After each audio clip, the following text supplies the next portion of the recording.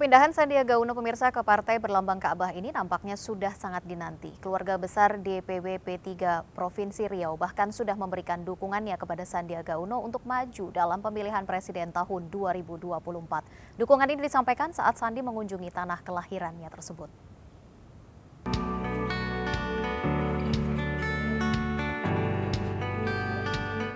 Jelang pemilihan umum 2024, Sandiaga Uno kembali mendapat dukungan untuk maju dalam kontestasi pemilihan presiden.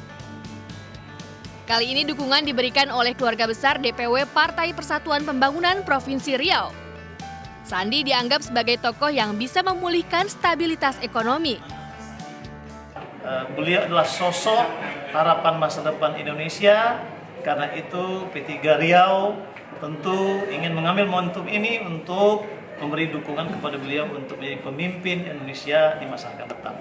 Visi ekonomi beliau dengan jadi Menteri Pariwisata Ekonomi Kreatif, banyak perkembangan yang dahsyat yang kita saksikan di tengah bangsa ini. Provinsi Riau sebagai produsen energi yang terbesar, salah satunya di Indonesia, punya peran yang sangat-sangat strategis, di mana kita bisa justru mengatasi dan mengambil peluang ini, karena di balik setiap krisis ada opportunity, ada peluang bagus untuk kita mengambil satu gebrakan melalui inovasi dan kebersamaan. Di tengah dukungan untuk maju dalam pemilihan presiden, Sandiaga Uno mengaku masih akan fokus melaksanakan tugasnya sebagai Menparekraf. Kemenparekraf terus berupaya memulihkan sektor pariwisata dan ekonomi kreatif serta membuka lapangan kerja seluas-luasnya. Dari Pekanbaru Riau, Yusuf Marpaung, iNews melaporkan.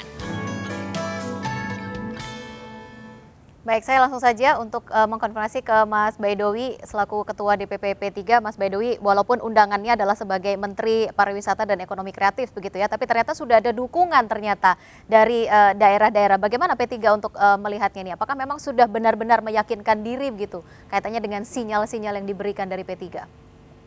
Ya, itu aspirasi dari kader ya, termasuk ketika hadir di Pamekasan Madura, ada kader P3 yang meneriakkan nama beliau sebagai calon presiden atau calon wapres. Ya.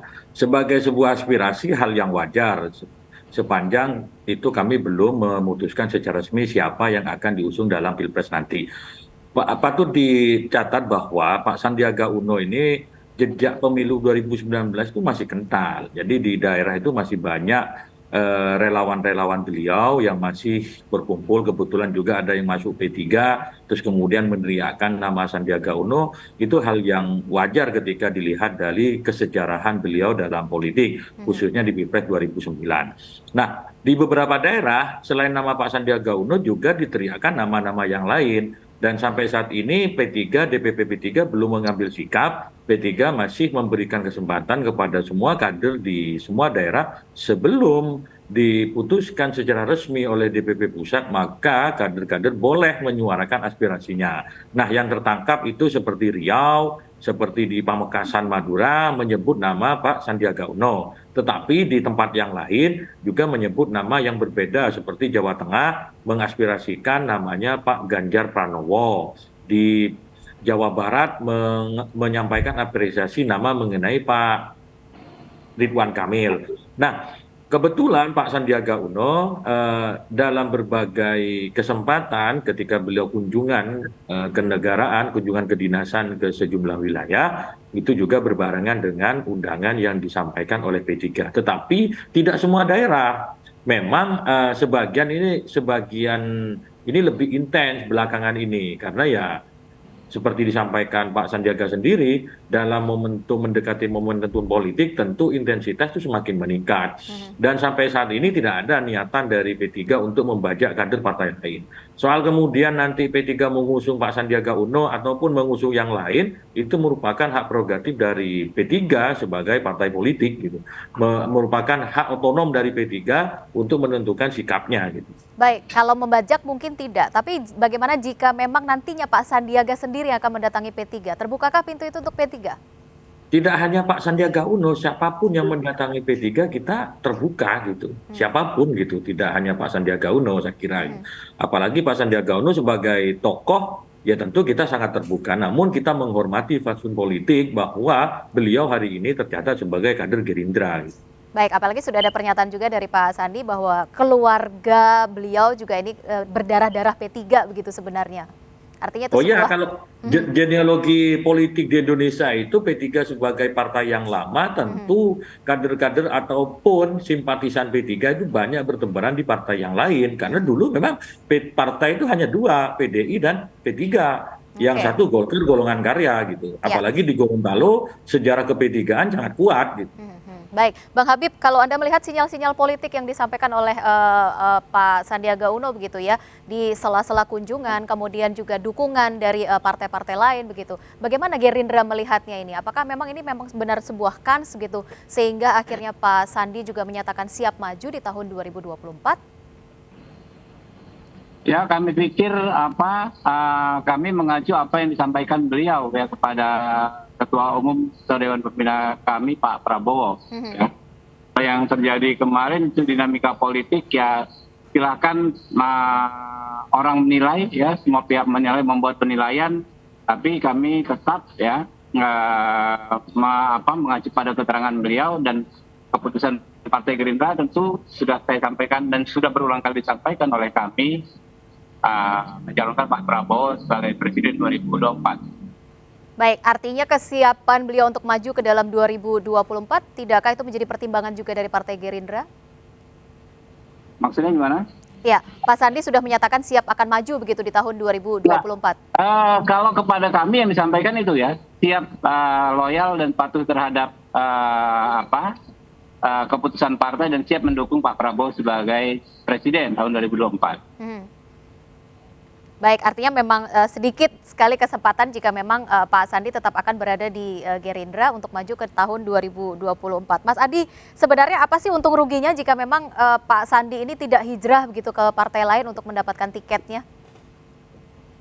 Ya, pertama tentu Gerindra semakin solid karena salah satu kekuatan figur di Gerindra kan terletak pada Sandi. Memang figur dominannya adalah Prabowo Subianto, the one and only yang tidak tergantikan, Mbak. Ya. Tapi indahnya satu elit penting, elit kunci di Gerindra, dalam banyak hal pastinya akan merugikan ya, meski tidak terlampau signifikan. Tapi dalam banyak hal kan Pak Sandi itu punya irisan pemilih, punya fans club lah kira-kira begitu, yang mereka tidak berpartai tapi cukup kenal dan suka sama Sandiaga Uno.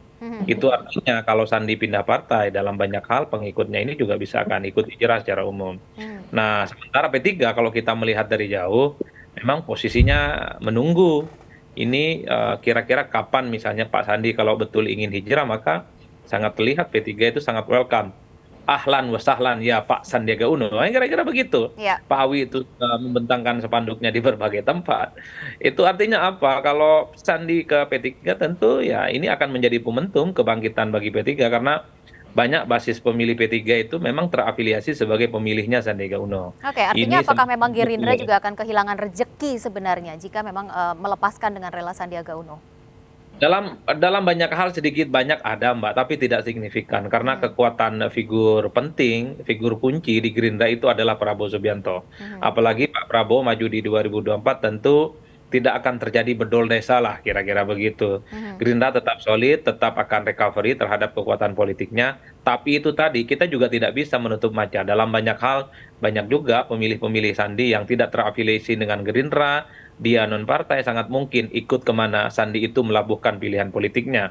Di Indonesia itu kan politik kita kan didasarkan pada figuritas, kemana figur itu berlabuh maka dia akan menentukan pilihan politiknya. Macam Pak Anies Baswedan lah kira-kira begitu. Dulu pemilih Anies itu banyak yang ke PKS, tapi setelah Anies kemudian diusung ke Nasdem, pindahlah ke Nasdem.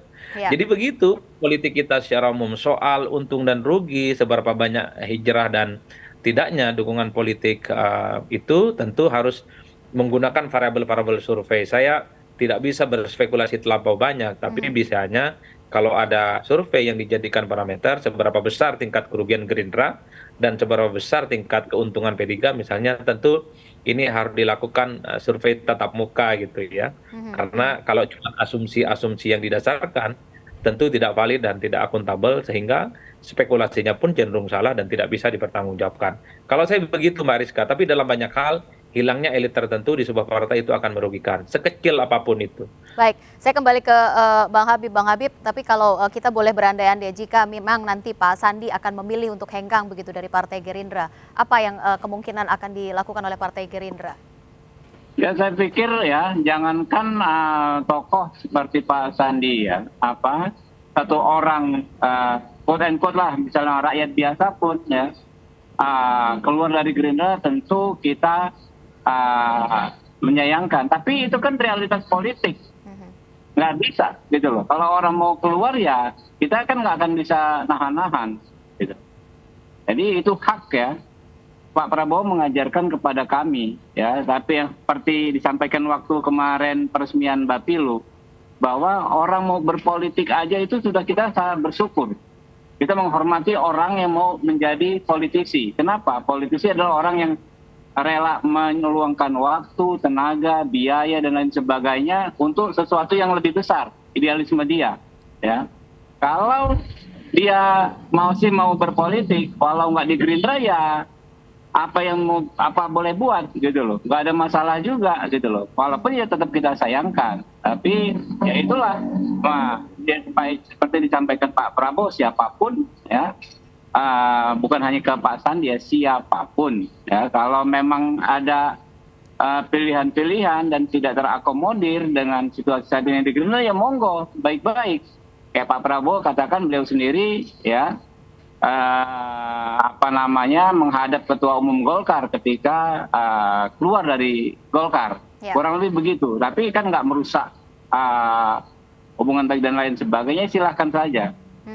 Artinya tetap jika memang akan keluar dengan baik-baik begitu seperti yang disampaikan oleh Pak Prabowo.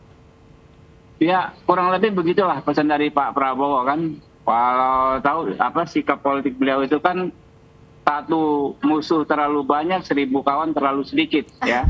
Jadi ya tetap teman aja, tetap friend saja. Cuma memang kalau memang ini ya siapapun ya yang menganggap tidak sejalan lagi dengan kebijakan partai ya. Ini kan kebijakan partai diputus oleh Rapimnas yang semuanya membawa suara dari bukan hanya DPD tapi DPC, PAC, bahkan ranting ya, ranting itu tingkat yang terbawah. Tidak satu ranting pun di Partai Gerindra yang mengusulkan calon selain Pak Prabowo.